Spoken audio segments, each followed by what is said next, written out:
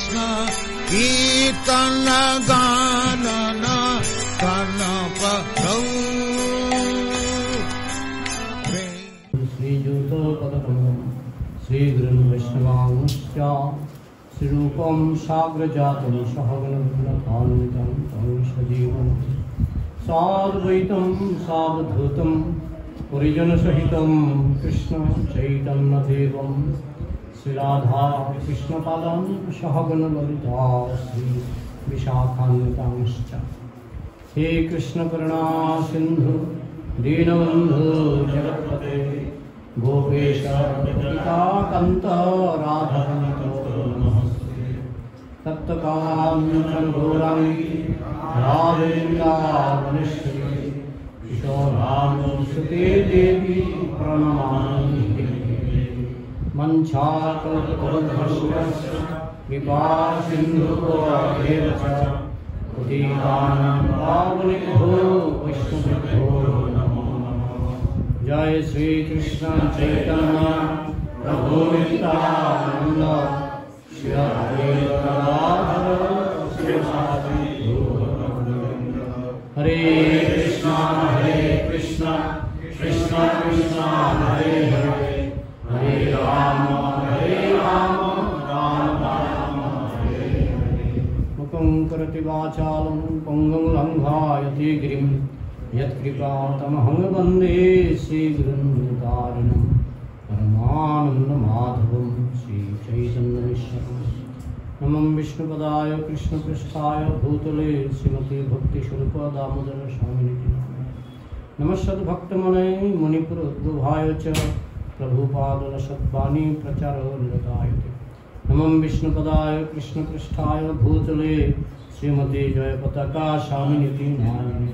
नमाचार्यपादाय निताय कृपाप्रदायिने गौरकथा धामदाय नगरग्रामदायिने। नमो विष्णुपदाय कृष्णपृष्ठाय भूतले श्रीमते भक्तिवेदान्त स्वामिनिति नामिने। नमस्ते सारस्वती देवी गौरवाणी प्रचारिणे निर्विशेष शून्यवादी पश्चात्।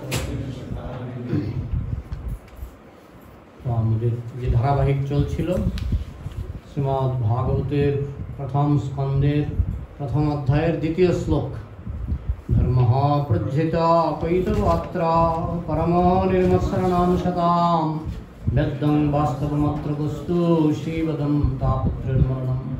শ্রীমদ্ ভাগবতে মহামুনিকৃতে কিংবা পরমেশ্বরः শব্দারিদ্যবরুদ্ধতে অত্র কৃতিভিः শুশ্রূষবে তৎক্ষণাৎ।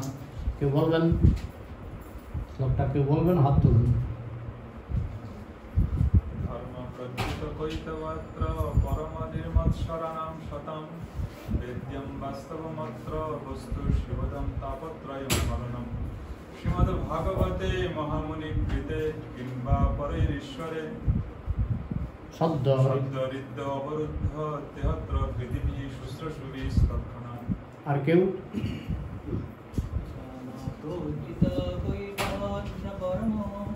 निर्माक्षराणां शतां वेदं वास्तवमत्र वस्तु शिवदं तापत्रयं श्रीमद्भागवते महामुनिकृते किंवा परईश्वरः शब्दहृदि अवरुद्धते अत्र पृथिवी शुश्रूषति तत्क्षणात्। আর কেউ মাতাজিদের মধ্যে কেউ?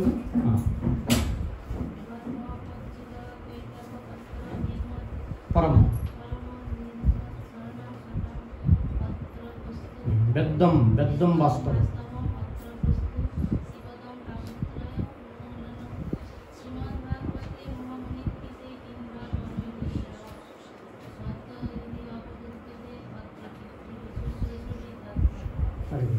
আর কেউ?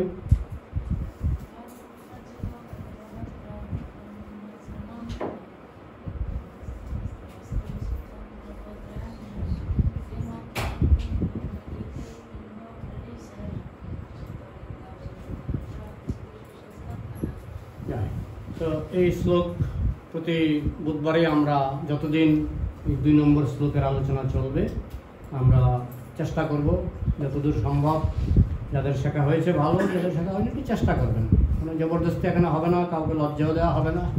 সুতরাং আপনারা স্বাধীনভাবে একটু চেষ্টা করবেন, কারণ এই প্রথম কয়েকটা শ্লোক খুব গুরুত্বপূর্ণ। আপনারা শ্রীমৎ ভাগবত মহারাজের পাঠে শুনেছেন যে প্রথম 3টা শ্লোক খুব গুরুত্বপূর্ণ। এই জন্য কি বস্তু নির্দেশ, আশীর্বাদ আর নমস্কার, এই তিনটা শ্লোকের মধ্যে বিস্তারিতভাবে করা হয়েছে। তাই এই 3টা শ্লোক আমাদের ভালো করে শিখতে হবে। তো আমরা প্রথম শ্লোকের কিছু অংশ প্রভুপাদের ব্যাখ্যা অনুসারে আমরা কিছু অংশ শ্রবণ করেছিলাম।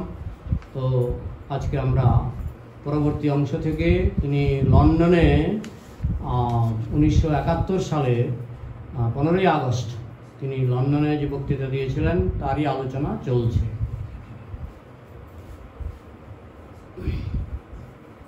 ওম নমো ভগবতে বাসুদেবায়। ওম নমো ভগবতে বাসুদেবায়। ওম নমো ভগবতে বাসুদেবায়। শ্রীমদ্ ভাগবতের প্রথম স্কন্ধের প্রথম অধ্যায়ের 2 নম্বর শ্লোক শ্রীল প্রভুপাদের আলোচনা থেকে আমরা শ্রবণ করছি। The Vedic civilization is based on this view that all the conditioned souls, why they have become conditioned. The reason is they revolted against Krishna. আমাদেরকে বলা হয় দেহবদ্ধ জীব। দেহবদ্ধ অবস্থাটা কেন? কারণ ছাড়া কার্য হয় না, তাই না? কোনো ধর্মে বলা হয় এমনি বিনা কারণে, কিন্তু আমাদের সনাতন ধর্মে প্রতিটি ঘটনার পেছনে, প্রতিটি কার্যের পেছনে কারণ আছে। আমাদের যে দেহবদ্ধ অবস্থা, 84 লক্ষ রকমের দেহ ভগবান সৃষ্টি করেছেন। এখন এক একটা দেহের এক এক অবস্থা, আবার এক এক ব্রহ্মাণ্ডে এক এক পরিবেশ। এটা আমরা গত পাঠে শ্রবণ করেছিলাম। বিভিন্ন ব্রহ্মাণ্ডে বিভিন্ন পরিবেশ, বিভিন্ন জলবায়ু। যেমন আপনি যদি চাঁদে যান, চাঁদে পুরোটাই বরফ দিয়ে ঢাকা, আমাদের সনাতন শাস্ত্রে যেভাবে বর্ণিত আছে। মানে সূর্যের উল্টো, চাঁদ হচ্ছে সূর্যের উল্টো। সূর্যের তেজ যখন আমাদের গায়ে লাগে গরম লাগে, বিশেষ করে গ্রীষ্মকালে। আর চাঁদের আলো যখন জ্যোৎস্না আমাদের গায়ে লাগে শীতল লাগে, কারণ সেটা আসছে বরফ থেকে, রিফ্লেকশনটা আসছে বরফ থেকে। যাই হোক, তো সেখানেও আমাদের শাস্ত্র অনুসারে সেখানেও প্রাণী আছে, উন্নত মানুষের থেকে উন্নত দেবদেবীরা সেখানে বাস করে। তো এইভাবে যে বিভিন্ন গ্রহের বিভিন্ন অবস্থা, বিভিন্ন ব্রহ্মাণ্ডের বিভিন্ন পরিবেশ, বিভিন্ন অবস্থা, বিভিন্ন কন্ডিশন, এবং দেহের কন্ডিশন, এক এক দেহে এক এক কন্ডিশন। আমরা যে দেহের ভিতরে ঢুকবো ঠিক সেই দেহের কন্ডিশনে আমাদের চলতে হবে। একই আত্মা যখন কুকুরের দেহে প্রবেশ করবে, সেই কুকুরের মতো ঘেউ ঘেউ করবে। আবার সে যখন বিড়ালের দেহে প্রবেশ করবে, একই আত্মা, সে তখন বিড়ালের মতো আচরণ করবে। তো এইভাবে আমরা এই যে দেহবদ্ধ অবস্থায় আছি, এটা বন্দি দশা। এই বন্দি দশাটা কেন? না, আমরা কৃষ্ণের বিরুদ্ধে বিদ্রোহ ঘোষণা করেছিলাম। আমরা চেয়েছিলাম কৃষ্ণের মতো ভোগ করব। কৃষ্ণ কেন একা ভোগ করবে? আমরাও কৃষ্ণের মতো ভোগ করব। এই জন্যই আমাদের এই দশা। কিন্তু সেটা করতে গিয়ে আমাদের হিতে বিপরীত। আমরা চেয়েছিলাম কৃষ্ণের মতো ভোগ করব। প্রভুপাদ বলছেন, তোমরা কৃষ্ণের মতো ভোগ করতে গিয়ে তোমরা হয়ে গেলে হিপ্পি। বিদেশে যারা হিপ্পি, প্রভুপাদ যখন প্রথম গিয়েছিলেন, প্রভুপাদ দেখছেন 30 বছরের যুবক লাঠি নিয়ে হাঁটছে মাঠে। প্রভুপাদ জিজ্ঞেস করছেন কি ব্যাপার? মুখ দেখে মনে হচ্ছে 30 বছর বয়সটা, কিন্তু লাঠি নিয়ে হাঁটছে। এরকম একজন দুজন নয়, অনেক। তো প্রভুপাদের যারা প্রথম দিকের অনুগামী ছিলেন তারা ব্যাখ্যা করে বোঝালেন, এরা এত বেশি ভোগ করেছে, মানে ভোগ করতে করতে 30 বছরের মধ্যেই বার্ধক্য নিয়ে এসছে। তো আমরা যদি কৃষ্ণের সঙ্গে টেক্কা দিতে চাই, আমাদের এই দশা হবে। কি মনুষ্য জন্ম, কি পশু জন্ম, আমাদের বিভিন্ন রকমের বন্ধনের মধ্যে থাকতেই হবে। এবং এই বন্ধন থেকে মুক্তির জন্য ভগবান শ্রীকৃষ্ণ অন্তত 80 লক্ষ জন্ম পর্যন্ত কোনো ব্যবস্থাই তিনি নেন না, কারণ তাকে বলা হয় বাঞ্ছা কল্পতরু। কৃষ্ণকে বলা হয় বাঞ্ছা কল্পতরু। তার প্রমাণ হচ্ছে 80 লক্ষ জন্ম, মানে 80 লক্ষ জন্মে তোমার যত বাঞ্ছা আছে তুমি পূর্ণ করো। তুমি কি চাও, তুমি কিভাবে ভোগ করতে চাও? তুমি কুকুরের মতো ভোগ করতে চাও, কুকুর দেহ নাও। তুমি শূকরের মতো ভোগ করতে চাও, শূকর দেহ নাও। তুমি যেভাবে ভোগ করতে চাও সেই দেহই আমি তোমাকে দেব। এইভাবে 80 লক্ষ জন্মে কৃষ্ণ বিন্দুমাত্র হস্তক্ষেপ করেন না। তোমার যা বাঞ্ছা আছে পূর্ণ করে নাও। 80 লক্ষ জন্ম পরে শুরু হয় মানে ওই আর 4 লক্ষ। কিন্তু সেই 4 লক্ষের মধ্যে বলা হচ্ছে বেশিরভাগ হচ্ছে নরপশু, বেশিরভাগই পশুর মতোই, দুখানা পা দ্বিপদ পশু, পশুর মতো। বলা হচ্ছে ওই 4 লক্ষের মধ্যে প্রায় 3 লক্ষ নরপশুর মধ্যে, আর শেষের যে 1 লক্ষ তার মধ্যেও দেখতে তো পাচ্ছেন এই ভারতবর্ষে 140 কোটি কমপক্ষে লোক আছে। কতজন মানুষ সঠিকভাবে ভক্তি অনুশীলন করছে? যারাও বা বলে আমরা হিন্দু, আমরা মুসলমান, আমরা খ্রিস্টান, খবর নিলে দেখা যায় কত হিন্দু আছে গাঁজা খায়, আছে না? তো গাঁজা খাওয়া কি আমাদের হিন্দু শাস্ত্রের বিধান যে গাঁজা খেলে হিন্দু হওয়া যায়? তো সেটা বলছে আমি হিন্দু, কিন্তু গাঁজা খাচ্ছে, 4টা নিয়ম পালন করছে না। কেউ বলছে আমি মুসলমান, সে কোরআনের নিয়ম পালন করছে না। কত মুসলমান মদ খায় কিনা? খায় তো। কত খ্রিস্টান পশু হত্যা করে, অথচ 10 কমান্ডমেন্টসের প্রথম কমান্ডমেন্টসটা কি? দাও শ্যাল নট কিল, হত্যা করো না। তো খ্রিস্টানরা বাইবেল মানছে না, মুসলমানরা কোরআন মানছে না, হিন্দুরা বেদ বেদান্ত গীতা ভাগবত মানছে না, কিন্তু তারা বলছে আমরা ধার্মিক। আমি হিন্দু, যখন কোনো সরকারি কারণে ফিল আপ করতে হয় রিলিজিয়ন, লিখে দেয় হিন্দু, লিখে দেয় মুসলিম, লিখে দেয় খ্রিস্টান, কিন্তু তাদের অধিকাংশই না মুসলিম, না খ্রিস্টান, না হিন্দু। বেশিরভাগই মানে শাস্ত্রের ধারে কাছেও নেই। এই যে 84 লক্ষ রকমের মধ্যে যে বাকি যে 4 লক্ষ, তার মধ্যেও ম্যাক্সিমাম হচ্ছে অধার্মিক, বকধার্মিক, ম্যাক্সিমাম। মুষ্টিমেয়, হাতে গোনা, আমরা বলি কোটিতে গুটি, হাতে গোনা 2-1 জন হয়তো বা একটু একটু করে তারা এই বন্ধন দশা থেকে মুক্ত হতে চাইছে। কারণ আমাদের মনুষ্য জন্মের উদ্দেশ্য হচ্ছে এই বন্ধন দশা থেকে মুক্ত হওয়া।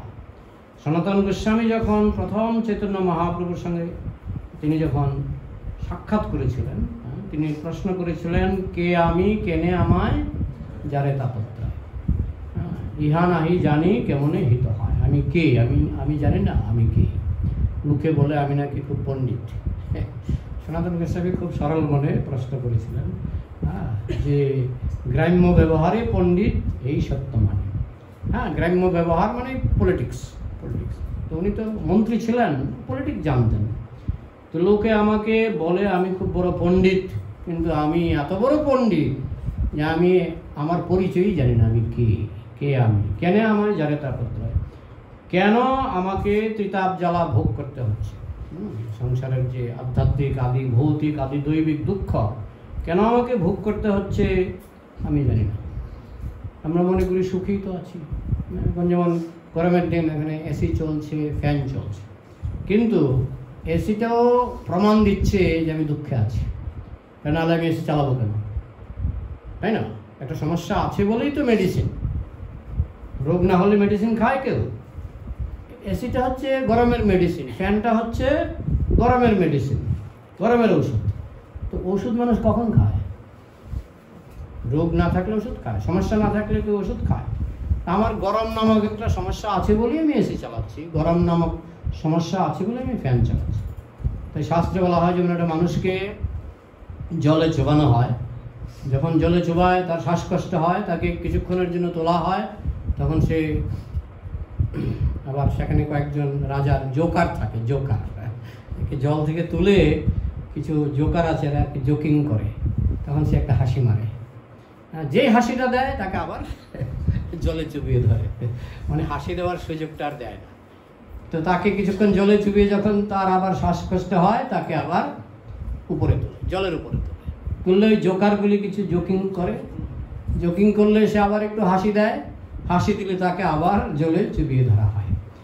তা আমাদের হাসি, চিররোগী দুঃখভোগী বিছানায় শুইয়া বলে ভালো আছি হাসিয়া হাসিয়া। আমাদের সুখটা এরকম, আমাদের আনন্দটা এরকম। আসলে দুঃখ ভোলার জন্য সংসারের যত আয়োজন সব দুঃখ ভোলার জন্য। দুঃখ আছে বলেই আমরা এত আয়োজন করছি। মুক্তি মানে কি? আমার এই সমস্ত আয়োজন ছাড়া আমার কোনো সমস্যা হবে না। যেমন নারদ মুনি এক ব্রহ্মাণ্ড থেকে আরেক ব্রহ্মাণ্ডে আকাশ মার্গে চলে যাচ্ছেন মুহূর্তের মধ্যে, তার কোনো সমস্যা নেই। তার না আছে শীতের সমস্যা, না আছে গরমের সমস্যা, তার এসিও দরকার নেই, ফ্যানও দরকার নেই, কারণ তিনি মুক্ত পুরুষ। আমরা যেহেতু মুক্ত পুরুষ নই, আমাদের এত আয়োজন করতে হচ্ছে, সংগ্রাম করতে হচ্ছে। গীতাতে কৃষ্ণ বলছেন যে মনঃ শাস্ত্রাণি ইন্দ্রিয়াণি প্রকৃতি স্থানী কর্ষতি। কর্ষতি মানে সংগ্রাম। আমরা যে সংগ্রাম করছি তার দ্বারাই প্রমাণ হচ্ছে আমরা মুক্ত নই, আমরা বন্দী আছি। কেন বন্দী? না যেহেতু আমরা কৃষ্ণের বিরুদ্ধে বিদ্রোহ ঘোষণা করেছিলাম। So this is the actual human life, not that simply imitating animals, how to eat, how to sleep, how to sex. আহার নিদ্রা ভয় মৈথুন সেটা পশুরাও করছে, মানুষও করছে। তো আমরা মোহগ্রস্ত হয়ে আমরা ভাবছি আমরা তাদের থেকে উন্নত। প্রভুপাদ একটা দৃষ্টান্ত দিয়েছেন, একটা বাজে বইটা খুবই বাজে। এখন সেই বইটাকে যদি আমি খুব দামি কাগজে ছাপাই, এটাকে বলে ডিলাক্স এডিশন। একই বই কম দামের কাগজে ছাপালে সেটা হয়তো 20 টাকা দিয়ে কেনা যাবে। আবার একই বই সেটা যখন খুব দামি কাগজে খুব ভালো কালার প্রিন্টিং করে ছাপানো হবে, খুব ভালো বাইন্ডিং করা হবে, সেটা তখন দাম হয়ে যাবে 300 টাকা। একই বই। এখন যে বুদ্ধিমান সে জানে এই 20 টাকার বই যেটা আর 300 টাকার বই একই। পার্থক্যটা কি? একটা হচ্ছে ডিলাক্স এডিশন আর একটা হচ্ছে সুলভ এডিশন। তো ঠিক তেমনি কুকুর বেড়ালের যে ভোগবিলাস সেটা হচ্ছে সুলভ এডিশন। জিনিস একটাই, আহার নিদ্রা ভয় মৈথুন, কিন্তু মানুষের ক্ষেত্রে সেটা ডিলাক্স এডিশন। একই জিনিস কিন্তু, একই আহার নিদ্রা ভয় মৈথুন, কিন্তু মানুষের ক্ষেত্রে সেটা তারা একটু বেশি করে রং চং দিয়ে সেটাকে একটু ওই কস্টলি বইয়ের মতো সেটাকে তারা খুব একটু খরচ করে তারা এটাকে স্ট্যান্ডার্ড করার চেষ্টা করছে, এবং তারা ভাবছে যে আমরা পশুর থেকে উন্নত। তুমি একই জিনিস করছো কিন্তু তুমি একটু রং চংটা বেশি লাগাচ্ছ, তাই তুমি ভাবছো পশুর থেকে উন্নত। কিন্তু যতক্ষণ শুধু আহার নিদ্রা ভয় মৈথুন নিয়ে আমরা থাকবো, ততক্ষণ আমরা ধর্মেণ হীনা পশুভি সমান। ধর্মহীন মানুষ পশুর সমান। শ্রীল প্রভুপাদ যে হাঁসের দৃষ্টান্ত দিয়েছিলেন, হাঁসগুলি পুকুরের কিনারে থাকে, তিনি সেন্ট জেমস পার্কের পাশ দিয়ে যাচ্ছিলেন, কয়েকটা হাঁস লাফ দিয়ে জলে পড়ে গেল। প্রভুপাদ বলছেন, আজকে ওই হাঁসের উল্লেখ তিনি করছেন, বলছেন এই হাঁসগুলি এইগুলি ওই লেকেই থাকে, অন্য লেকে যায় না, ওই লেকেই থাকে। ওই লেকের ভিতরে তার আহার নিদ্রা ভয় মৈথুন, ওই 4টা জিনিস মোটামুটি ওই লেকের মধ্যেই তার চলে।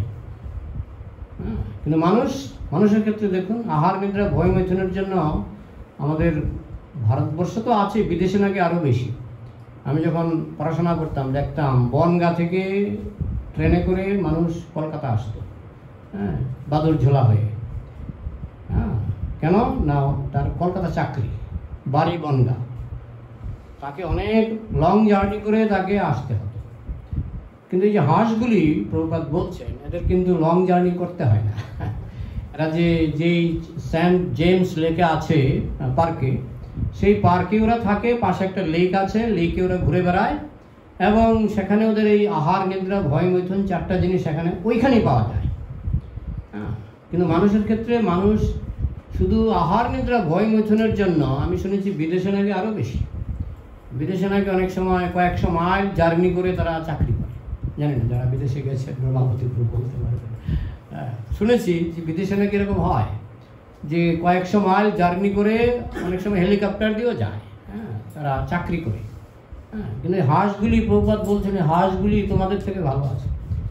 তারা ওই লেকের মধ্যেই থাকে, ওই লেকের মধ্যে তারা সব কিছু পেয়ে যাচ্ছে। 4টা জিনিস, যে 4টা জিনিসের জন্য তোমরা শত শত মাইল জার্নি করছো, সেই 4টা জিনিস তারা এক জায়গাতেই পেয়ে যাচ্ছে। যখন যুধিষ্ঠির মহারাজকে ধর্মরাজ প্রশ্ন করেছিলেন যে সুখী কে, এই কাহিনী তো আপনারা শুনেছেন। এটা প্রথম যে তাদের যে প্রথম বনবাস, দ্বিতীয় বনবাসে কুন্তী সঙ্গে যাননি, প্রথম বনবাসে কুন্তী সঙ্গে ছিলেন। তো কুন্তীর একদিন জল পিপাসা পেয়েছে, তো কুন্তী বললেন তার 5 পুত্রকে যে আমার জল পিপাসা পেয়েছে। তখন প্রথমে মানে অন্য পাণ্ডবরা, ওই নকুল, সহদেব, ভীম, অর্জুন একজন একজন করে গেলেন। তো সেখানে ধর্মরাজ বকের ছদ্মবেশে বসেছিলেন। তো ধর্মরাজ বলছে দাঁড়াও দাঁড়াও, জল নেওয়ার আগে আমার কিছু প্রশ্ন আছে, আমার প্রশ্নের উত্তর দিয়ে জল নাও। তখন এরা বলছে বকের প্রশ্নের উত্তর দেবে, বককে পাত্তাই দেয়নি। পাত্তা না দিয়ে, তার মানে কি তখনকার সময়ে দেখা যাচ্ছে যে বকও কথা বলতে পারত, এবং তারা এটাকে খুব একটা আশ্চর্য হতো না এতে, কারণ এরকম ঘটনা তখন হামেশাই ঘটত। তারা খুব একটা আশ্চর্য হয়নি, বক কথা বলছে, ঠিক আছে। তো জল নিতে গেল, প্রথমে নিজে খেলো, খাওয়ার সঙ্গে সঙ্গে মৃত্যু। পরপর 4 ভাই মারা গেল। তারপর লাস্টে আসলেন যুধিষ্ঠির। যুধিষ্ঠিরকে দাঁড় করালেন ধর্মরাজ। যুধিষ্ঠির তো ধর্মরাজের পুত্র না, দাঁড় করালেন, আমার প্রশ্নের উত্তর। তো যুধিষ্ঠির তো বুঝে গেছেন 4টা মৃতদেহ চোখের সামনে, তার মানে কিছু একটা রহস্য আছে। তখন বললেন বলুন প্রশ্ন কি। একটা প্রশ্ন ছিল সুখী কে, উত্তরে কি দিয়েছিলেন কে বলতে পারবেন? উত্তর দুটো উত্তর দিয়েছিলেন। আর কেউ জানতে হবে, কারণ আমরা যদি সুখী হতে চাই, এই উত্তরটা যুধিষ্ঠির মহারাজের উত্তরটা আমাদের জীবনে অ্যাপ্লাই করতে হবে। তো সুখী কে, একটা হচ্ছে যার কোনো ঋণ নেই। মাইকটা ডিস্টার্ব করছে।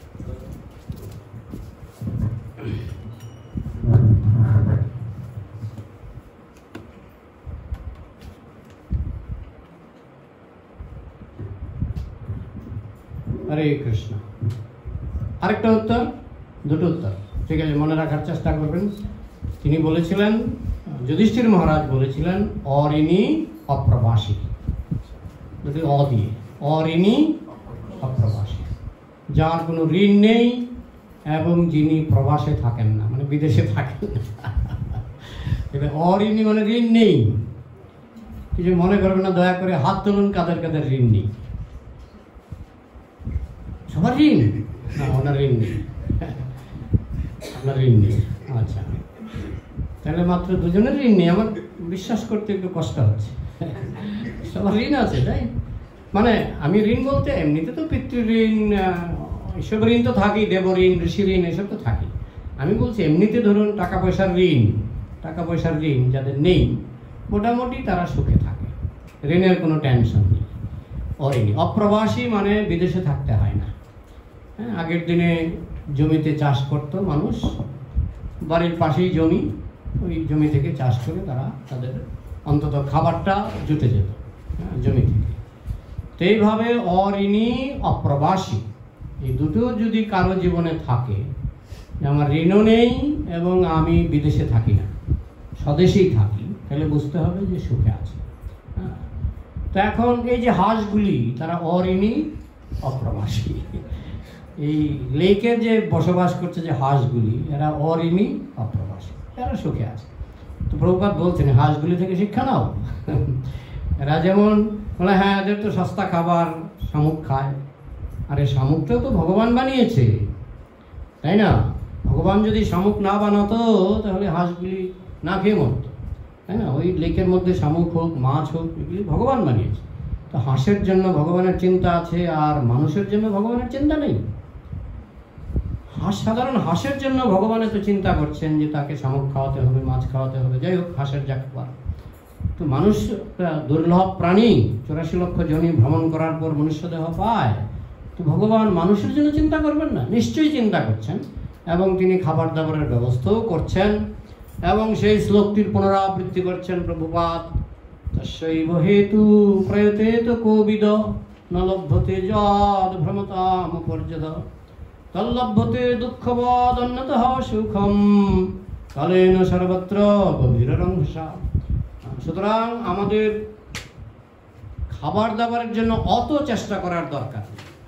এমন নয় যে আমরা চেষ্টা করব না, চেষ্টা করতে বলা হয়েছে, কিন্তু অত নয়, মানে একেবারে সেটাকে সেন্ট্রাল পয়েন্ট করা উচিত নয়।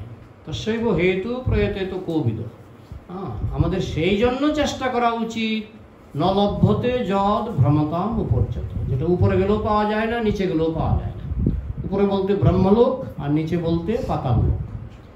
পাতাল লোক থেকে ব্রহ্মলোক থেকে শুরু করে পাতাল লোক পর্যন্ত, আব্রহ্মা ভবনাল লোক, কি পাওয়া যায় না? আহার নিদ্রা ভয় মৈথুন, শুকরের জন্মও পাওয়া যায়, হাঁসের জন্মও পাওয়া যায়, সব জন্মে পাওয়া যায়। কিন্তু কোন জিনিসটা ব্রহ্মলোক থেকে শুরু করে পাতাল লোক পর্যন্ত সহজে পাওয়া যায় না? কৃষ্ণ ভক্তি, কৃষ্ণ ভক্তি। এই জন্য বলা হচ্ছে তল্লভ্যতে দুঃখবদ অন্যতঃ সুখম। দুঃখ যেমন বিনা নিমন্ত্রণে আসে, সুখও বিনা নিমন্ত্রণে আসবে। আমরা গত জন্মে যা কাজ করে আছি, গত জন্মে যে কর্ম করে আছি, সেই কর্ম আমরা যদি ভালো কর্ম করে জন্মাই, তাহলে কর্ম অনুসারে সুখ চলে আসবে, না চাইলেও আসবে। যেমন জন্ম থেকেই তো শুরু হয়ে যায়। কেউ যদি টাটা বিড়লার ঘরে জন্মায়, ধনী পরিবারে জন্মায়, জন্ম থেকেই তো তার বলা হয় সোনার চামচ নিয়ে জন্মায়। আবার কেউ ফুটপাতে জন্মায়, ফুটপাতে জন্মালে জন্ম থেকেই তো তার দুঃখ শুরু হয়ে যায়। বা সে যদি শুকর দেহ লাভ করে, জন্ম থেকেই তার দুঃখ শুরু হয়ে যায়। সুতরাং ওইগুলির জন্য আমাদের পূর্বকর্ম, আমরা পূর্বজন্মে যা কর্ম করেছিলাম, পূর্বজন্মে আমরা যা ধর্ম এবং সদাচার পালন করেছিলাম, সেই অনুসারে আমরা এই জন্মে পুরস্কার পেয়ে যাব। দুঃখ যেমন বিনা নিমন্ত্রণে আসে, সুখও বিনা নিমন্ত্রণে আসবে। কালের সর্বত্র গভীর রঙ্গসা, কালে আসবে। আমি এখন চাইলে এখন আসবে না, কালে নয়। প্রভুপাদ বলছেন, আমি ছোটবেলায় আমার খুব ইচ্ছা ছিল লন্ডনে আসবো, দেখো এখন আমি লন্ডনে আসছি। আমি কখন বাঞ্ছা করেছিলাম? শিশুকালে, কারণ তখন ইংরেজ আমল চলছিল। প্রভুপাদের ইচ্ছা হচ্ছিল যে আমি একটু লন্ডন যাই। প্রভুপাদ একবার এয়ারপোর্টে বসেছিলেন, তখন তার পাশে অনেক বিদেশি ভক্ত। প্রভুপাদ বলছেন, প্রভুপাদ খুব রসিক ছিলেন, প্রভুপাদ বলছেন একসময় ইচ্ছা ছিল আমি লন্ডনে আসব, লন্ডনে এসে একটা শতাঙ্গী বিবাহ করব। মানে কি বলে, ম্যাম বলে না, কি বলে, ম্যাম বিবাহ করব। তো লন্ডনে আসার ইচ্ছাটা আমার পূর্ণ হয়েছে, আমি লন্ডনে এসেছি। কিন্তু শ্বেতাঙ্গী বিবাহটা আমার হয়নি, কিন্তু আমার অনেক সন্তান হয়ে গেছে, শ্বেতাঙ্গ সন্তান। মানে শিষ্যদেরকে বোঝাচ্ছেন আর কি, যে আমার অনেক শ্বেতাঙ্গ সন্তান হয়ে গেছে বিবাহ ছাড়াই। এইভাবে প্রভুপাদ খুব ঠাট্টা করে রসিকতা করছিলেন এয়ারপোর্টে। তো বলছেন যে দেখো, কালে ন মানে কালে আসবে। তুমি চাইলে এখনই চাই, তা হবে না। এখন যদি দুঃখ লেখা থাকে, শত চেষ্টা করলেও সুখ আসবে না। আবার এখন যদি সুখ লেখা থাকে, আমি যদি সুখ পেতে না চাই, তাহলে সুখ আসবে। এটা বিশ্বাস হওয়াটা একটু কঠিন লাগে না, বিশ্বাস হওয়াটা। যা ঠিক আছে, দুঃখটা বিনা নিমন্ত্রণে আসে, এটা কিন্তু বিশ্বাস হয়ে যায়, তাই না? আমি দাঁত ব্যথা চাইনি, হঠাৎ করে দাঁত ব্যথা চলে আসলো, বিনা নিমন্ত্রণে আসে। কিন্তু শাস্ত্রে বলা হচ্ছে সুখটাও বিনা নিমন্ত্রণে আসবে, আমাদের অতীত কর্ম অনুসারে। এটা বিশ্বাস হওয়াটা একটু কঠিন হয়। অনেকে বলে যে ফুটবলটা যদি নিচে নামে, তাহলে তার জন্য চেষ্টা লাগে না, কিন্তু ফুটবলটাকে যদি আকাশে তুলতে হয় বা উপরে তুলতে হয়, তাহলে কিন্তু একটু লাথি মারতে হয়, মানে একটু চেষ্টা লাগে। অনেকের ধারণা দুঃখের জন্য চেষ্টা লাগে না, দুঃখ বিনা নিমন্ত্রণে আসতে পারে, কিন্তু সুখের জন্য সংগ্রাম না করলে হয় না। কিন্তু শাস্ত্রের কথা বলে না। শাস্ত্র বলে যে আমাদের পূর্বজন্মের কর্ম অনুসারে, আমরা যদি পূর্বজন্মে সৎকর্ম করে থাকি, আমি না চাইলেও সুখ আসবে।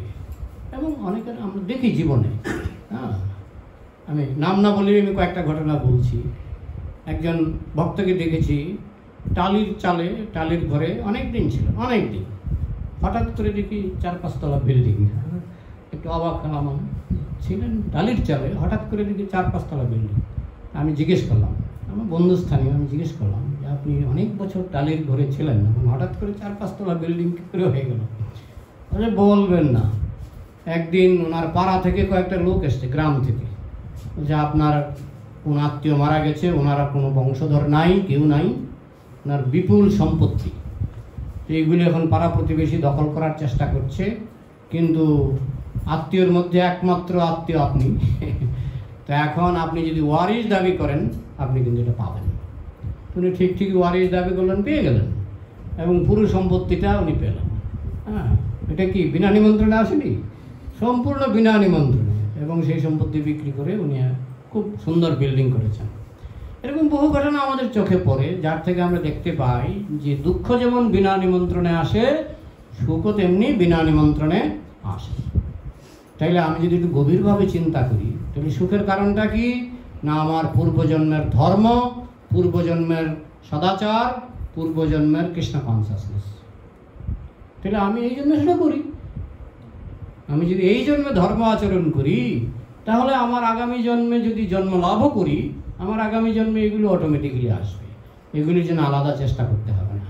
আলাদা চেষ্টা করতে হবে ধর্মের জন্য, আলাদা চেষ্টা করতে হবে কৃষ্ণ ভাবনার জন্য, আলাদা চেষ্টা করতে হবে সদাচার পালনের জন্য। এগুলির জন্য আমাদের আলাদা চেষ্টা করতে হবে, কেননা এইগুলি পালন করলেই আমাদের ভবিষ্যৎ উজ্জ্বল। আমার যদি পৃথিবীতেও পুনর্জন্ম হয়, অনেক সময় পৃথিবীতে পুনর্জন্ম হতে পারে, স্বর্গে হতে পারে, হ্যাঁ, আর যারা একেবারে কৃষ্ণ ভাবনামৃতের পূর্ণ সিদ্ধি লাভ করবে, তারা গোলকে চলে যাবে, বৈকুণ্ঠে গোলকে চলে যাবে। কিন্তু সেটা তো ভবিষ্যৎ উজ্জ্বল। আমি গোলকেই যাই, বৈকুণ্ঠেই যাই, যেখানেই আমি যাই না কেন, কমপক্ষে পৃথিবীতে বলা হচ্ছে শুচিনাং শ্রীমতাং গেহে যোগভ্রষ্ট অভিজয়। তাহলে শুধু কৃষ্ণ ভক্তির চেষ্টা করো, এটাই শাস্ত্র আমাদেরকে শিক্ষা দিচ্ছে। আহার নিদ্রা ভয় মৈথুনের জন্য চেষ্টা না করে এগুলো অটোমেটিক্যালি আসবে। শুধু কৃষ্ণ ভাবনামৃতের জন্য চেষ্টা করো। So even these are the problem, therefore they must be based on religion. ঠিক আছে, আমাদের তো অস্বীকার করা হচ্ছে না, বলা হচ্ছে ধর্ম, অর্থ, কাম, মোক্ষ, কোনটা অস্বীকার করা হচ্ছে?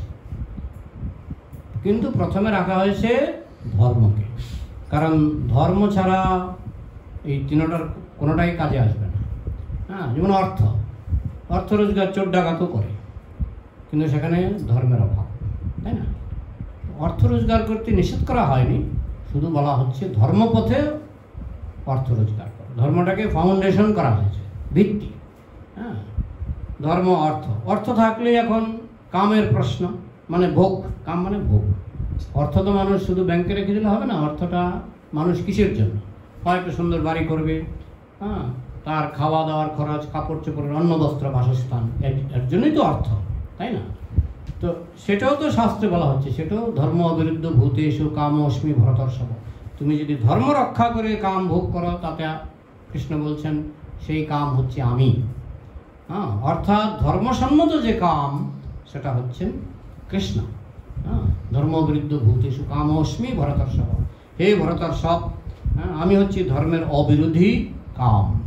তো এইভাবে ধর্ম, অর্থ, কাম। এবার কাম ভোগ করতে করতে ক্লান্তি আসবেই, কারণ আমরা একটা ক্লাস আলোচনা করেছিলাম, এই সংসারের, এই জড়জগতের কাম উপভোগ মানে বালি মেশানো পায়েস। তো বালি মেশানো পায়েস মানে কাম উপভোগ করলে তার সাইড এফেক্ট আসবে, তাই না? এই সাইড এফেক্ট থেকে বিরক্তি আসবে, বিরক্তির পরেই যে জিনিসটা, সেটা হলো মুক্তি। আমার আর ভালো লাগছে না, এই কাম উপভোগ আমার আর ভালো লাগছে না। তাহলে ধর্ম, অর্থ, কাম, মোক্ষ। এবং মুখ্যের মধ্যেও আমাদের শাস্ত্রে বিভিন্ন রকমের মুখ্যের কথা বলা হয়েছে। একটা হচ্ছে সাযুজ্য মানে নিরাকার ব্রহ্মে বিলীন হয়ে যাওয়া। সেটা ভক্তরা চায় না, কারণ variety is the mother of enjoyment. বৈচিত্র্য না থাকলে উপভোগ হয় না। আর নিরাকার ব্রহ্মে বিলীন হওয়া মানে একটা ঘুমন্ত অবস্থার মতো, সেখানে আত্মা গিয়ে নিরাকারে বিলীন হয়ে যাবে। যে অন্যে অরবিন্দাক্ষ বিমুক্ত মানিন তৈয়স্ত ভাবাৎ অবিশুদ্ধ বুদ্ধ আরোহ্য কৃচ্ছেন পরং পদং তত পতন্তি অধ অনাদৃত যুষ্ম অঙ্গয়। যে অন্য অরবিন্দাক্ষ মানে কৃষ্ণ, যে কৃষ্ণ সেবা করে না, যে অন্য অরবিন্দাক্ষ বিমুক্ত মানিন, কিন্তু মনে করে আমি মুক্তি লাভ করেছি, তার কৃষ্ণের রতিমতি নাই, কিন্তু সে ভাবছে আমি মুক্ত পুরুষ, আমি মুক্ত হয়ে গেছি, মানে মুক্তি লাভ করেছি। যে অন্য অরবিন্দাক্ষ বিমুক্ত মানিন তুই অস্ত ভাবাৎ, তুই মানে কৃষ্ণের প্রতি তার ভাব অস্ত হয়ে গেছে, মানে সূর্য যখন অস্ত যায় কৃষ্ণ ভক্তি তার ডুবে গেছে। কৃষ্ণের প্রতি তার কোনো ভক্তি নাই, তো এই অস্তভাবাৎ অবিশুদ্ধ বুদ্ধ, বুদ্ধিটা অপবিত্র, অবিশুদ্ধ, বিশুদ্ধ নয়, অবিশুদ্ধ বুদ্ধ। আরোগ্য কৃচ্ছন পরং পদং তত, সে অনেক তপস্যা করে সে ব্রহ্মপদ নিরাকার ব্রহ্মে যায়, নিরাকার ব্রহ্ম লাভ করে, বহু জন্মের তপস্যার ফলে সে নিরাকার ব্রহ্ম লাভ করে পতন্তি অধ। কিন্তু লাভটা কি? পতন্তি অধ, নিচে নেমে আসে, তার পতন হয় পুনরায় মনুষ্যকুলে বা পশুকুলে সে জন্ম নিতে পারে। সাধারণত নিরাকার ব্রহ্মে কিছু অনেক বছর থাকার পর সে আবার মনুষ্যকুলে জন্ম নেয়। পতন্তি অধ অনাদৃত যুষ্মদংরয়, তার কারণ হচ্ছে তারা কৃষ্ণের চরণের অনাদর করে, অনাদৃত যুষ্মদংরয়। যারা আপনার চরণের অনাদর করে তাদের এই দশা হয়। তারা নিরাকার ব্রহ্মে গেলেও সেখানে কোটি বছর থাকার পর শুধু সময় নষ্ট, ভ্যারাইটি তো পায় না, বৈচিত্র্য পায় না। নিরাকার ব্রহ্মে অনেক দিন থাকার পরে তার লোনলিনেস, এই লোনলিনেসের যে রোগটা, এটা জড়জগতের একটা মারাত্মক রোগ। অনেক সময় ভক্তদেরও পতন হয়ে যায়। তাদেরকে প্রশ্ন করা হয় যে কেন পতন হলো? যে আমার কাছে একাকী লাগছিল, লোনলি লাগছিল। লোনলিনেস যখন আসে মনের মধ্যে, লোনলি, যে আমি একাকী, তখন কিন্তু পতন হয়। এই জন্য আমাদের ওই সাধন ভজন মানে কি, যখন আপনি কৃষ্ণের সঙ্গ লাভ করবেন তখন আর আপনি জঙ্গলে থাকলেও আপনার মনে হবে আমি একাকী নই। যখন কৃষ্ণ অনুভব হবে তখন সর্বত্রই মনে হবে আমার সঙ্গে আমার পরম বন্ধু আমার সঙ্গে আছেন, কৃষ্ণ আমার সঙ্গে আছেন। তো এই লোনলিনেসটা যদি আমরা তাড়াতে পারি তাহলে আমাদের আর পতনের ভয় নাই। এই জন্য বলা হচ্ছে যারা কৃষ্ণ ভক্ত নয় তারা নিরাকার ব্রহ্মে বিলীন হলেও তাদের আবার পুনরায় পুনর্জন্ম হয় এবং পতন হয়। স্বর্গে গেলেও ক্ষীণে পুণ্যে মর্তলোকম বিশান্ত, স্বর্গে গেলেও পতন, নিরাকার ব্রহ্মে গেলেও পতন। শুধু বলা হচ্ছে যারা শুদ্ধ কৃষ্ণ ভক্ত তাদের পতন হয় না। আর শুদ্ধ কৃষ্ণ ভক্তরা তারা কি মুক্তি পায় না? বলা হচ্ছে হ্যাঁ, তারা আরও যে বাকি চারখানা মুক্তি, টোটাল মুক্তি 5 রকমের, সলক্ষ্য, ষষ্ঠী, সামীপ্য, সারূপ্যকত্ব, মপিয়ত, দীয়মানং ন গৃহ্ণাতি বিনামত সেবনং জানা। সাযুজ্য মুক্তি হলো নিরাকার ব্রহ্মে বিলীন হয়ে যাওয়া, সেটা ভক্ত চায় না। আরেকটা হচ্ছে সালুক্য, ভগবান যে গ্রহে থাকেন, গোলকে বা বৈকুণ্ঠে, সেখানে একই গ্রহে বসবাসের সুযোগ, সেটাও ভক্ত নেবে না যদি সেবার সুযোগ যদি না থাকে। সেবার চান্স দিতে হবে, কিন্তু সেবার চান্স দিলে আমি নরকেও থাকতে পারবো, সেবার চান্স না দিলে আমি গোলকেও যেতে চাই না। সেবাটা হচ্ছে আসল জিনিস, সেবানন্দ। তাহলে সালক্ষ্য একই লোকে থেকে ভগবানের সেবা করার সুযোগ, একই গ্রহে থেকে। সালক্ষ্য ষষ্ঠী মানে একই ঐশ্বর্য, ভগবান এত দয়ালু, তার ভক্তকে তিনি সমান ঐশ্বর্য দিয়ে দেন। স্বাভাবিক। এখন একজন ধনী ব্যক্তির ড্রাইভার, ধনী ব্যক্তি একটা খুব দামি এয়ার কন্ডিশন গাড়ি কিনেছে, খুব দামি এয়ার কন্ডিশন গাড়ি কিনেছে। তো সে মায়াপুর থেকে কলকাতা যাবে, এসি চালাও, তো ড্রাইভার কী করে? এসি চালিয়ে নেয়। তো ড্রাইভার যে মায়াপুর থেকে কলকাতা গেল, সে কিসে গেল? এসি গাড়িতে গেল, এসি গাড়িতে গেল। ভগবানও সেরকম, যখন কোনো ভক্তকে তিনি বৈকুণ্ঠ বা গোলকে নিয়ে যান, ভগবান নিজে গোলকের যা কিছু আস্বাদন করেন সব ভক্তের সঙ্গে শেয়ার করেন।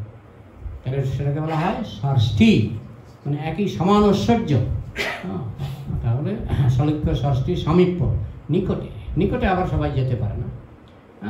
যেমন কোনো বড় মন্ত্রী, প্রধানমন্ত্রী, রাষ্ট্রপতি, সবাই কি তার নিকটে যেতে পারে? যারা খুব ঘনিষ্ঠ তারা যেতে পারে। ঠিক তেমনি গোলকেও সবাই নিকটে যেতে পারে না। তো যারা সামীপ্য মুক্তি লাভ করে তারা আবার কৃষ্ণের কাছে বা নারায়ণের কাছে থাকতে পারে, খুব কাছাকাছি থাকতে পারে। সলক্ষ্য, ষষ্ঠী, সামীপ্য। সারূপ্য মানে একই রকমের রূপ। যেমন কৃষ্ণ, আপনি যদি বৈকুণ্ঠ লোকে যান, নারায়ণের কয় হাত? 4 হাত। বৈকুণ্ঠ লোকবাসী সমস্ত বৈষ্ণবদের 4 হাত। আবার যদি গোলকে যান, কৃষ্ণের কয় হাত? 2 হাত। যারা গোলকবাসী হবে তাদের সবার 2 হাত। গোলকে যত গোপবালক আছে সবার 2 হাত। তো এইভাবে এটাকে বলা হয় সারূপ্য, মানে কৃষ্ণের মতো রূপ বা নারায়ণের মতো রূপ। এই 4 রকমের মুক্তি বলা হচ্ছে, যদি সেবার সুযোগ পায় ভক্তরা 4 রকমের মুক্তি স্বীকার করে। কারণ এখানে ভ্যারাইটি আছে, বৈচিত্র্য আছে। বহু ধর্মে বৈচিত্র্য স্বীকার করা হয় না। ভগবান কেমন? নেতি নেতি নেতি, ভগবান এমন নয়, ভগবান এমন নয়, ভগবান এমন নয়, তার হাত নাই, পা নাই, মুখ নাই, রূপ নাই, হ্যাঁ, বা রূপ থাকলেও আমরা জানি না। এইভাবে অনেকটা শূন্যবাদ, এগুলি শূন্যবাদ, হ্যাঁ, বেশিরভাগই শূন্যবাদ, ছদ্মবেশী শূন্যবাদ। একমাত্র সনাতন ধর্মে, বৈষ্ণব ধর্মে ভগবানের রূপ স্বীকার করা হয়েছে, ভগবানের যে ধাম তার রূপ স্বীকার করা হয়েছে, বৈচিত্র্য স্বীকার করা হয়েছে। তাই ভক্তরা যখন, কৃষ্ণের ভক্ত যখন সেখানে যায়, তারা কিন্তু বৈচিত্র্য আস্বাদন করে এবং সেবানন্দ তারা লাভ করে। তো সেটাই হচ্ছে মনুষ্য জন্মের উদ্দেশ্য। এবং সেটা করার জন্য আমাদের আহার নিদ্রা ভয় মৈথুন আমাদের ধর্মপথে থেকে নিষেধ করা হয়নি। প্রভুপাদ বলছেন আমরা কোনোটাই নিষেধ করিনি। কোনটা নিষেধ করা হয়েছে? ভক্তরা কি খায় না? সবই আছে, আহার নিদ্রা ভয় মৈথুন, ভক্তরা বিবাহ করে, হ্যাঁ। সুতরাং এই চারটাই আছে, কিন্তু ধর্মপথে থাকি করা জীবনযাপন। They have become secular. তো আজকাল রাষ্ট্র কি করছে, হ্যাঁ, বলে আমরা সিকুলার কান্ট্রি। সিকুলার কান্ট্রি মানে কি? সিকুলার কান্ট্রি, হ্যাঁ, তারা বলে ধর্মনিরপেক্ষ।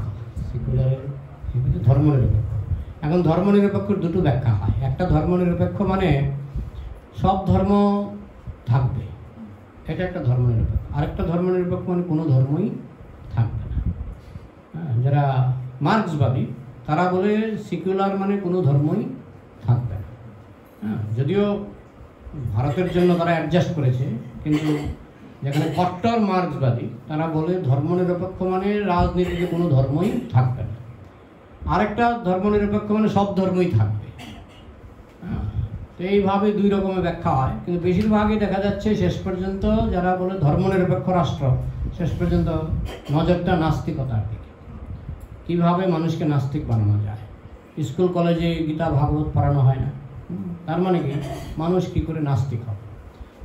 তো এইভাবে যে যারা ধর্মনিরপেক্ষতার নামে নাস্তিকতার, এখন কলিযুগে নাস্তিকতা, স্কুল থেকে নাস্তিকতা শুরু হয়ে যাচ্ছে, কারণ স্কুলে পড়ানো হচ্ছে না, গীতা ভাগবত এগুলি পড়ানো হচ্ছে না। তো যার ফলে হ্যাঁ, যারা কি বলে মুসলমানদের মধ্যে কিন্তু মাদ্রাসায় ওদেরকে কোরআন পড়ানো হয়, কিন্তু আমাদের সেই ব্যবস্থা নেই, সনাতন ধর্মে সেই ব্যবস্থা নেই। হ্যাঁ, যার ফলে ওই স্কুল থেকে কিন্তু মানুষ নাস্তিক হওয়ার সুযোগ পেয়ে যাচ্ছে।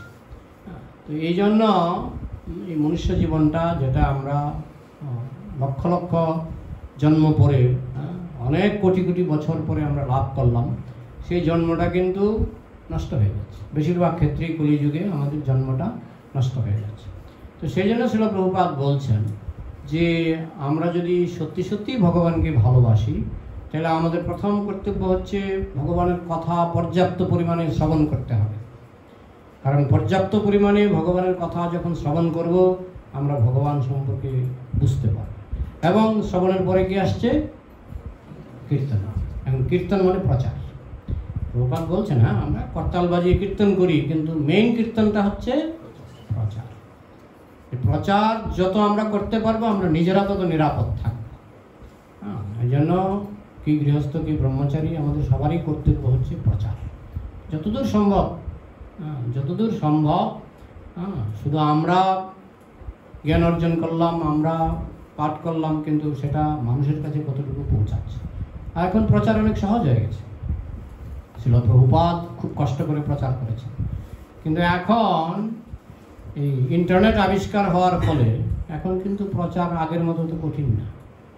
আমাদের গুরু মহারাজ খুব উৎসাহ দেন ইন্টারনেটে প্রচার, কারণ দেখা যায় কি ইন্টারনেটের মাধ্যমে খুব অল্প সময়ের মধ্যে আপনি বহু মানুষের কাছে পৌঁছে যেতে পারছেন, লক্ষ লক্ষ মানুষের কাছে পৌঁছে যেতে পারছেন। হ্যাঁ, এই যে প্রচার, যত আমরা প্রচার করব, আমরা কিন্তু নিজেরাও নিরাপদ থাকবো। হ্যাঁ, প্রচারের মাধ্যমে আমরা মায়ার হাত থেকে মুক্ত থাকব। সেটাই প্রভুপাদ বলছেন। প্রভুপাদ একটা দৃষ্টান্ত দিচ্ছেন, শ্যাম সুন্দরের কন্যা, নামটা জানেন? আমাদের লন্ডনের প্রভু শ্যাম সুন্দর, তার কন্যার নাম Saraswati.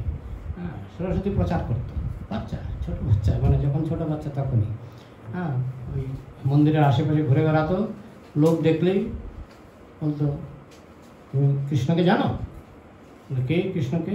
Krishna is the supreme personality of god. কোথায়? না আসো দেখাচ্ছি, ডেকে নিয়ে যেত, মন্দিরে ঢুকিয়ে দিত, ওই যে সুপ্রিম পার্সোনালিটি অফ গড। ছোটো বাচ্চা তো সবাই মন্ত্রমুগ্ধের মতো শুনত।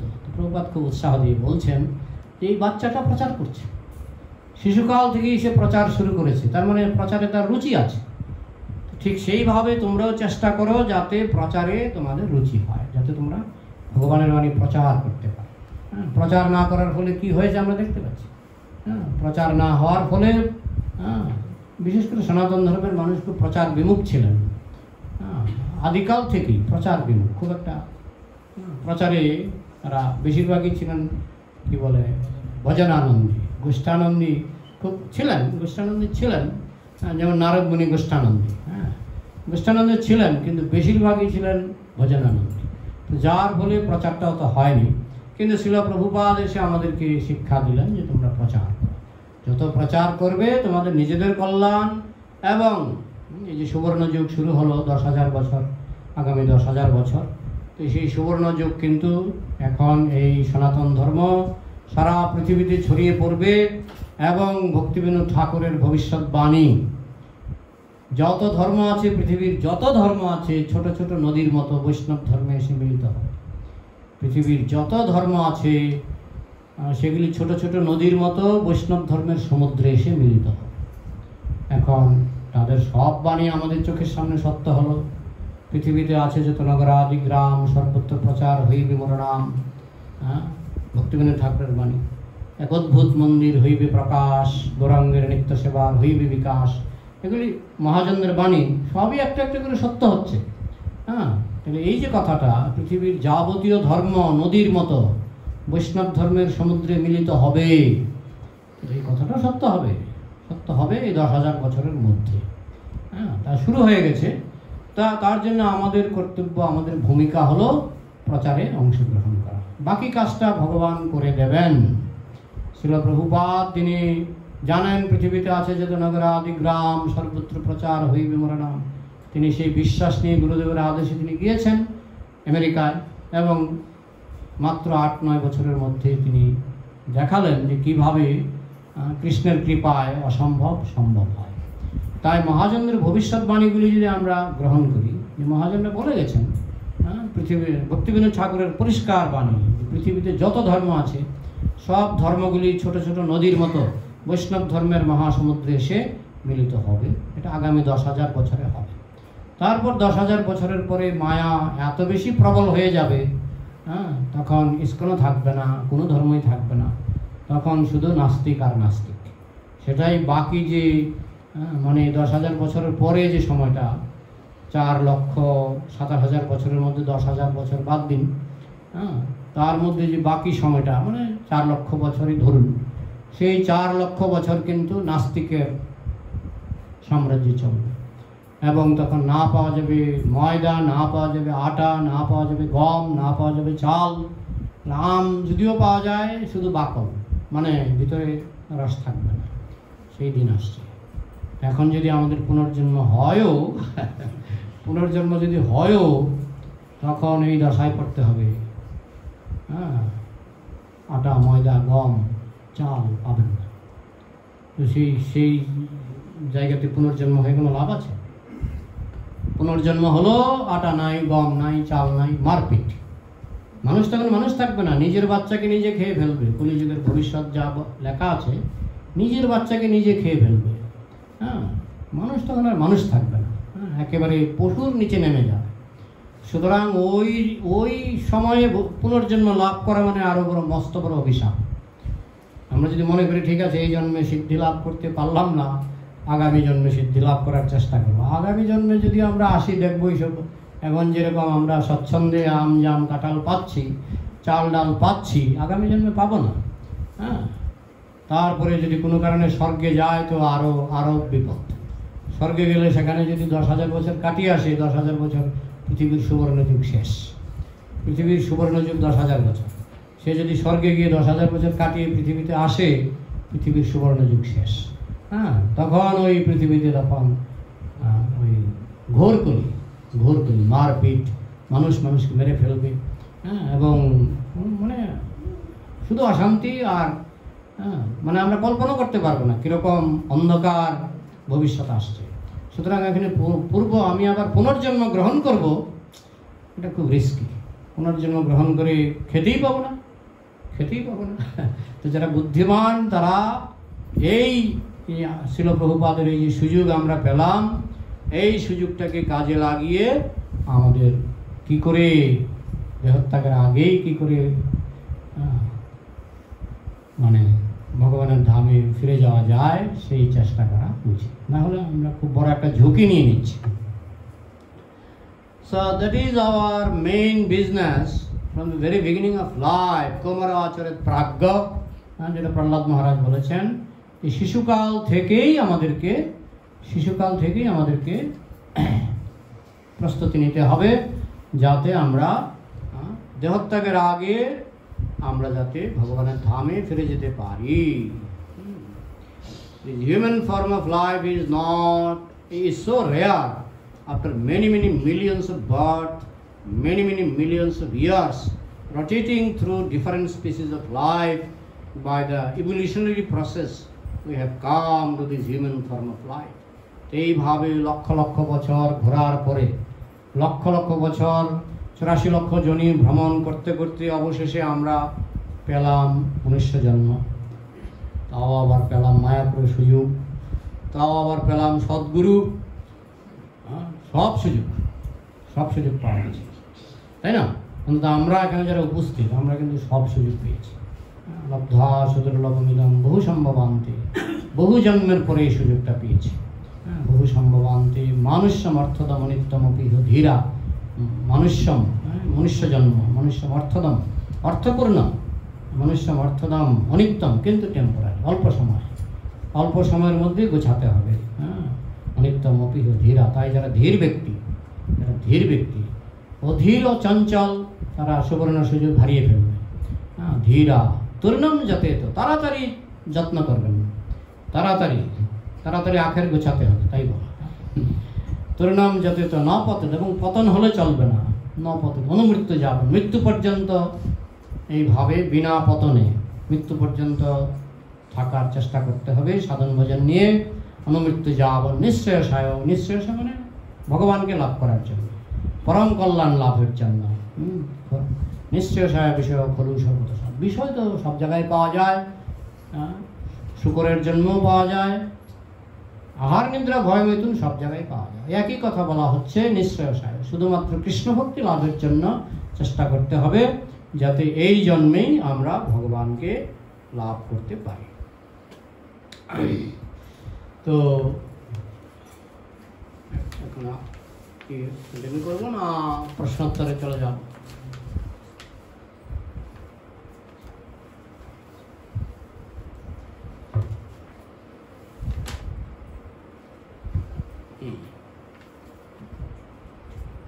প্রশ্ন অপ্রবাসী কথা ব্যাখ্যা করতে গিয়ে আপনি বললেন যে পঞ্চপাণ্ডব দুবার বনবাসে গিয়েছিল, কখন কিভাবে বুঝতে পারেন? প্রথমে যখন ওই যতুগৃহ, আচ্ছা প্রশ্নটা হলো পাণ্ডবরা দুবার বনবাসে গিয়েছিলেন।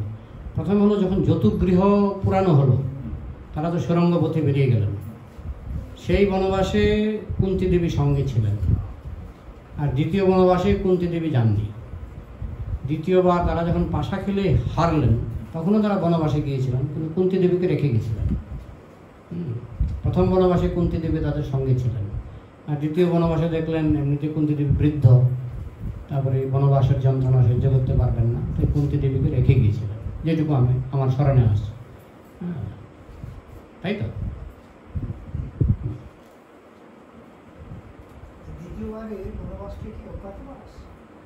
হ্যাঁ, দ্বিতীয়বারের বনবাসের শেষ বছরটা ছিল অজ্ঞাতবাস, শেষ বছর।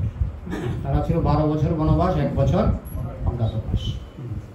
কিন্তু কৃষ্ণের কৃপায় অজ্ঞাতবাসও দুর্যোধনের মতো ধুরন্ধর ব্যক্তি, যিনি অনেক আগে থেকে কান খাড়া করেছিলেন, অনেক আগে থেকে কান খাড়া। এদের অজ্ঞাতবাসে ধরতে পারলে, কথাই আছে, অজ্ঞাতবাসে ধরতে পারলে আবার 12 বছর বনবাস।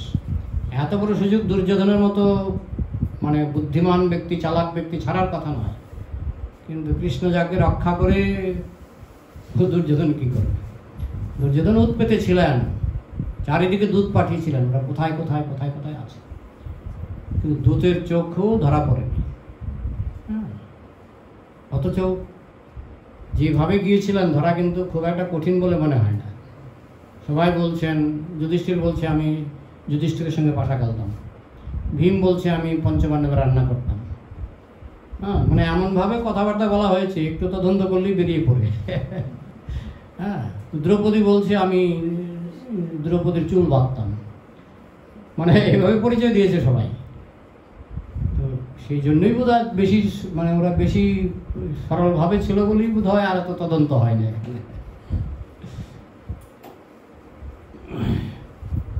অজ্ঞাতবাসে ধরা পড়েনি। আর প্রশ্ন? যদিও আজকের ক্লাসের সঙ্গে ডাইরেক্টলি রিলেটেড নয়, মানে এই শ্লোকের তাৎপর্যের বহুবার লিখেছে যে যে সমস্ত মনোধর্মী শক্তিকে পরম তত্ত্বগুলো প্রসার করতে চায় তাদের সেই বিকৃত সিদ্ধান্তের উত্তর হচ্ছে শ্রীমদ্ ভাগবতের বিজ্ঞান, যাতে বিশ্লেষণ করা হয়েছে যে ভগবানের শক্তি ভগবানের সঙ্গে যুগপৎ ভিন্ন এবং অভিন্ন। এই জ্ঞান যখন যথাযথভাবে হৃদয়ঙ্গম করা যায় তখন দেখা যায় যে দ্বৈতবাদ এবং অদ্বৈতবাদ উভয়ই অপূর্ণ। আমার প্রশ্নটা হচ্ছে এই দ্বৈতবাদ অদ্বৈতবাদ কিভাবে উভয় অপূর্ণ? আসলে চৈতন্য মহাপ্রভু আসার আগে যে বিভিন্ন বৈষ্ণব সম্প্রদায় ছিল, এদের কেউ ছিলেন দ্বৈতবাদী, কেউ ছিলেন অদ্বৈতবাদী। অদ্বৈতবাদীরা একপাক্ষিক, তারা মনে করে ভগবান এক, আর যে ভ্যারাইটি দেখতে পাচ্ছি এগুলি কেউ বলছেন মিথ্যা, কেউ বলছেন এটা একের বিশেষণ, বিভিন্নভাবে বিভিন্ন জন ব্যাখ্যা করছেন, কিন্তু ভগবান এক, এটাই অদ্বৈতবাদীরা বলছেন। আর দ্বৈতবাদীরা তারা বলছেন না, ভগবান আছেন এবং তার বৈচিত্র্য শক্তিও আলাদাভাবে আছে, এবং দুটো পৃথক তত্ত্ব, দুটো সম্পূর্ণ আইসোলেটেড। হ্যাঁ, ভগবান একদিকে আর তার শক্তি এগুলি আরেকদিকে, একটার সঙ্গে একটা মানে যোগাযোগ নেই। কিন্তু মহাপ্রভু বলছেন এটা দুই হলেও এক, এটাই অনেকে মানতে চাইছিলেন না, দুই হলে এক হয় কি করে। দৃষ্টান্ত যেমন সূর্যের রশ্মি, এখন সূর্যের আলোক কত রকমের? 7 রকমের, মানে রং, সূর্যের রং 7 রকম। তো আমি কি বলবো 7খানা সূর্য?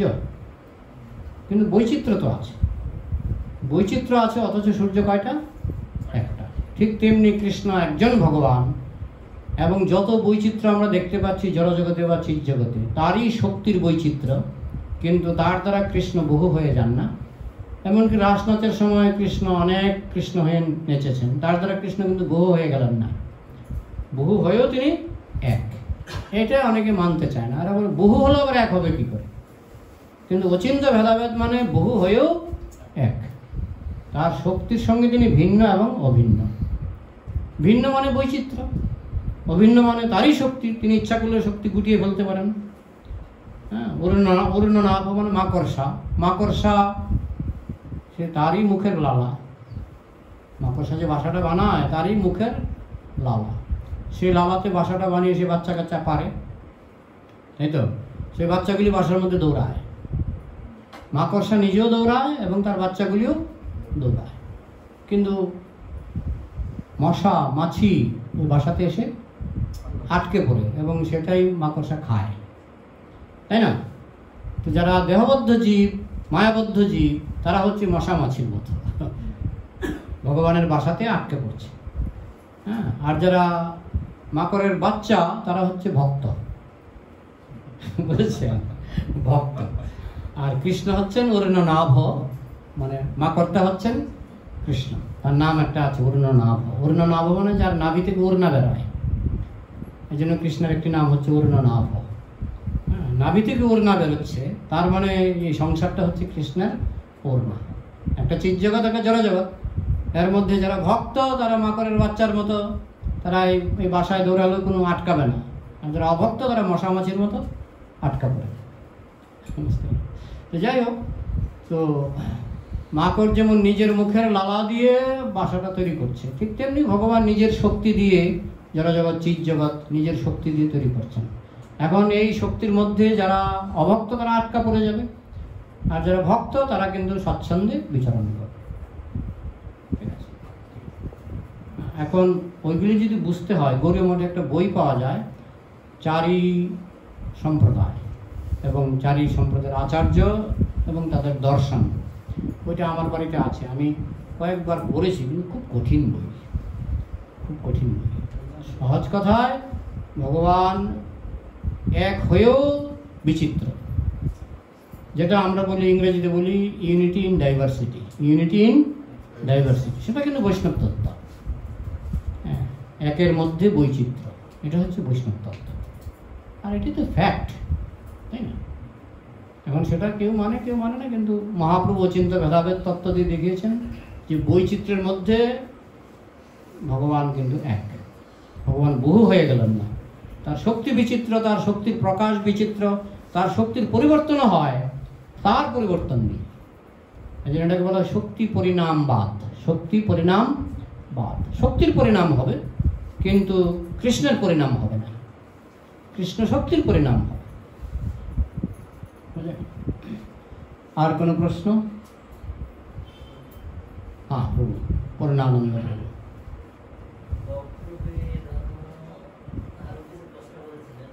হ্যাঁ, অনেক প্রশ্ন আছে। একটা প্রশ্ন হচ্ছে যে জগতের সবচেয়ে আশ্চর্য বস্তু কি? অহন্যহনি ভূতানি গচ্ছন্তি জমালয়ম শেষাস্ত্রত্বম ইচ্ছন্তি কিম আশ্চর্যমত পরম। যে প্রতি মুহূর্তে মানুষ জমালয়ে যাচ্ছে, কিন্তু যারা বেঁচে আছে তারা ভাবছে আমি যাব না, আমি এখানে থাকবো চিরকাল। অন্তত তার চাল চলন, তার প্ল্যান প্রোগ্রাম দেখে তাই মনে হয় যে সে এখানে চিরকাল থাকবে, সেইভাবেই সে বোঝাচ্ছে। এই জন্য বলছে এটাই হচ্ছে সবচেয়ে আশ্চর্য, যে সে প্রতি মিনিটে দেখতে পাচ্ছে যে লোকে জমালয়ে দৌড়াচ্ছে, নিজের বেলায় ভাবছে আমি জমালয়ে যাব না। রমাপতি প্রভু কিছু বলবেন? তপি কৃষ্ণ প্রভু কিছু বলবেন?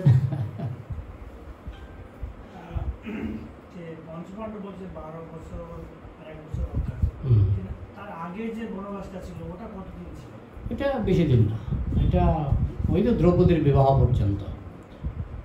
অর্জুন কিছুদিন একচক্রায় ছিলেন, তারা সেই একচক্রায়, সেই আমরা গেছিলাম সেখানে, কুন্তী দেবীর প্রদীপটা এখনো আছে। সেই প্রদীপটা আপনি তুলতে পারবেন না, কিন্তু কুন্তী দেবী নাকি এটা এইভাবে করে প্রতিদিন সন্ধ্যাবেলায় উনি প্রদীপ দেখাতেন। সেই প্রদীপটা দেখেছেন? এটা একচক্রা গেলে দেখা যায়, কুন্তী দেবীর প্রদীপ। এটা পাথরের টুকরা, বিশাল বড় পাথরের টুকরা, ওইটা আপনি তুলতে পারবেন না, কিন্তু কুন্তী দেবী নাকি এক হাতে, ভীমের মা বলে কথা, উনি এক হাতে প্রদীপ দেখাতেন প্রতিদিন সন্ধ্যায়। যাই হোক, ওইখানে কি রাক্ষসকে বধ করলেন ভীম? বকরাক্ষসকে বধ করলেন। বকরাক্ষসকে বধ করার পরে তারা ভাবলেন যে খবর যদি দুর্যোধনের কানে যায় তাহলে দুর্যোধন সন্দেহ করবে যে এখানে, যদিও দুর্যোধন ভেবেছিল যে ওরা মরেই গেছে, মানে ওই আগুনে বারণাবতে ওরা মরেই গেছে, কিন্তু তবুও যদি বকরাক্ষসের মৃত্যু সংবাদ পায় তাহলে দুর্যোধনের সন্দেহ হবে। এই ভয়ে তারা বকরাক্ষসকে মারার পরেই কিন্তু তারা ওখান থেকে পালিয়ে গেলেন। ব্রাহ্মণকে বলেননি যে আমরা চলে যাচ্ছি, ওইখান থেকে তারা পালিয়ে গেলেন। যাওয়ার পথে কয়েকজন মুনি ঋষির সঙ্গে তাদের দেখা হয়েছিল।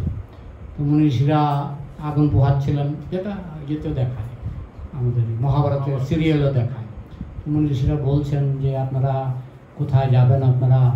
আমরা যাচ্ছি, এখানে দ্রুপদ রাজার কন্যার স্বয়ম্বর হবে, আমরা সেখানে যাচ্ছি, তোমরা চলো না, হ্যাঁ খুব মজা হবে।